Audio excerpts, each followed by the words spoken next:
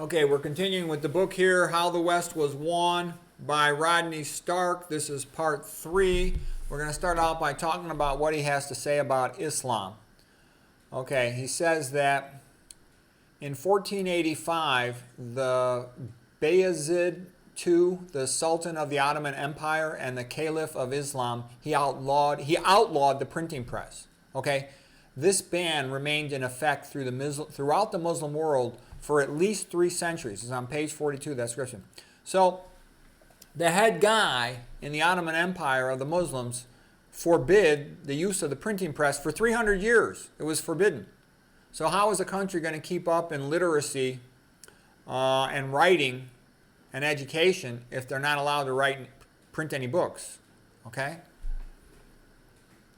Islam holds that the universe is inherently irrational, that there is no cause and effect because everything happens as a direct result of Allah's will at whatever particular time he chooses to do something. That's on page 43 of the book. It says that anything is possible, and attempts at science then are not only foolish but blasphemous because they imply limits on Allah's power and authority. Page 43.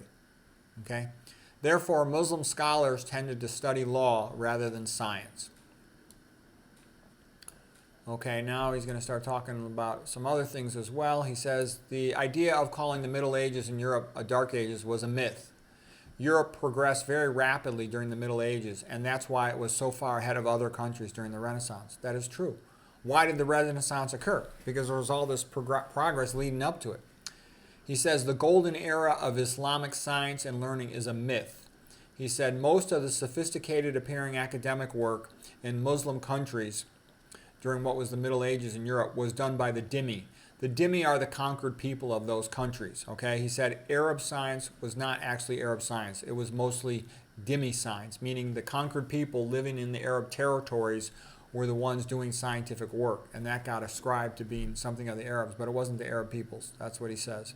Page 43 as well as page 295 to 7. He says, even today, Muslim societies are scientifically backward in comparison with the West. Page 43.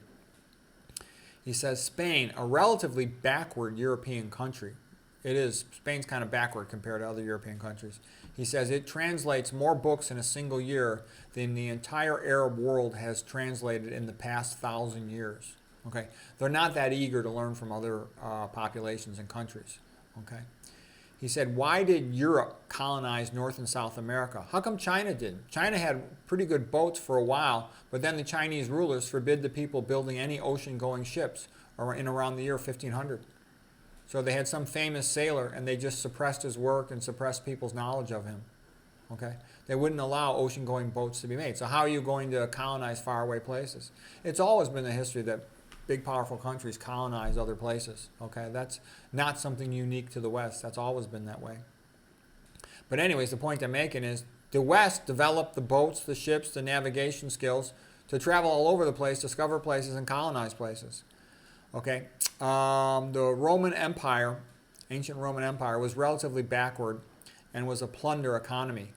It did not really trade with people. It just extorted stuff from them. When the Roman Empire ceased expanding because it could no longer handle the barbarians on its borders, its revenues just started plummeting because it wasn't trading. All right.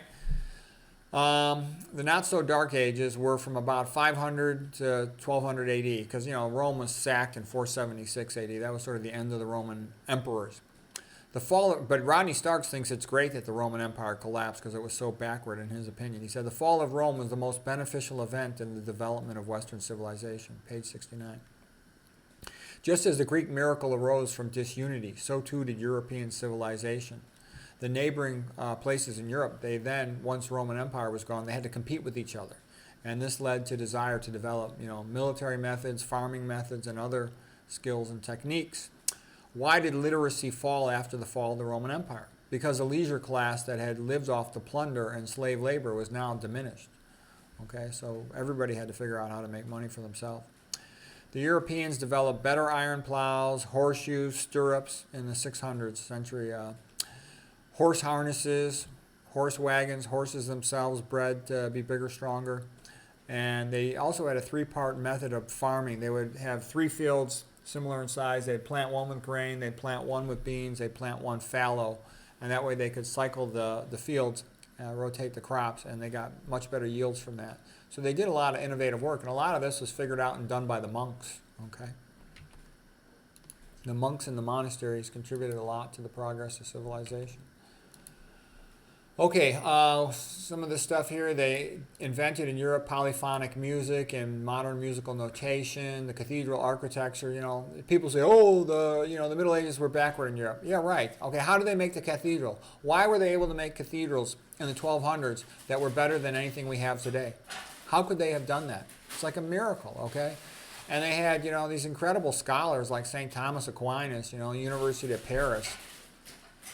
They were very into education, very into learning. They had superior military methods like the Battle of Tours, Charles Martel. Despite being totally outnumbered, they defeated the Muslims over and over again, okay, because they had superior tactics. The Muslims had lots of really brave, strong fighters, but the West had superior military tactics. If you read the history of the conflicts, you will see over and over again the Muslims typically outnumber them massively, and most of the time the West won. Not always, They sacked Constantinople in 1853. The Muslims destroyed the place. Okay, Charlemagne crowned on Christmas Day of the year 800 as the Holy Roman Emperor, and he spread Christianity out through more of Europe. In effect, two parallel churches arose. These can be usefully identified as a church of power and the church of piety. That was a really good way to describe it by Rodney Clark there, Church of Power and the Church of Piety.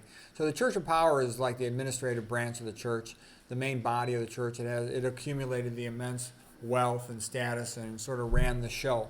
But it was the Church of Piety, the devout Christians, the missionaries and stuff that were going around converting people and taking care of the poor and making sure stuff got done. People usually convert based on what their social group does. It's mostly an act of conformity. This is Rodney Stark's conclusions after studying. Why do people convert? Yeah, because their friend did, their family did, their ruler tells them to. It's the popular thing to do. Very few people actually read and study the dogma and decide what's best to do based on that. The church was the center of academic life. Literate priests, monks copying books in monasteries, painting and sculpture were mostly funded by the church. Cathedral schools, some of which became the first universities. All the early scientists were monks or clergy. Okay, science came from the Catholic Church. Okay, the modern concept of science. Latin, the universal language of educated people in Europe, so they could all read each other's work across a wide expanse of land. Scholastics like Thomas Aquinas, part of the beginning of modern science, and you also had the other Aristotelians like Abelard in there. I like the Aristotelians much better than the Platonists, like Bernard or Clairvaux. He's a pain in the ass, okay? The large monasteries were involved in trade, and this led to the development of capitalism. Capitalism, the best economic system ever, it came from the Catholic Church, okay? They had to manage their properties, their monasteries, and there was a lot of trading. Okay, Christianity got rid of slavery. It still exists in Muslim countries and in Africa. Okay, people talk about slavery of the blacks in the United States. Look, I'm half Irish. The Irish were slaves to the English for like 1,000 years. Okay, I've heard all the stories from my grandfather and uncles. All right, they still have slavery in Africa, and the blacks enslaving the blacks, and the blacks enslaved the blacks going back to the time of Egypt. That's been going on for thousands of years. Okay. They still have slavery, like in India. They got the untouchable people. They're born to clean the toilet, okay? What kind of a fair system is that, all right? Communism is just modern slavery, all right?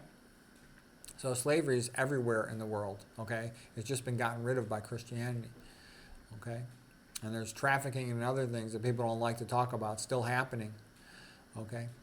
Muhammad bought and sold captured slaves. The founder of the religion, he bought and sold and captured slaves, and he owned slaves, okay? He did marry one, okay? He did tell people to be nice to him, but what I'm trying to say is that's a much more common thing in Islam than it is in Christianity. Christianity says, no, it's wrong. And I realize some people, like in the South, did try to quote the Bible to support it, but it's wrong, and Christianity put an end to it everywhere in the Western world, okay? The main reason, here's Rodney Stark's conclusion, page 139. The main reason the West progressed faster than the rest of the world is that it was more free. Freedom to hope, to act, to invest, to enjoy the fruits of one's labor. And much of this emerged during the Middle Ages. And it was especially the most free, like in the 1600s, 1700s, was England. And that's where most of the Industrial Revolution happened most prominently, most rapidly. The printing press eventually replaced many of the monastery scribes. The Dark Ages was just a pejorative label placed upon them by the Enlightenment. And the Enlightenment phrase was to self-praise himself. Most of the so-called scientific advancement that you saw in the 1700s, it's because it was built on the backs of the Catholic clergy scientists in the earlier centuries. Okay, I think we'll call it right here for the end of part 3, and then I'll do a part 4, and then that'll be it to conclude this book review of How the West Was Won by Rodney Stark.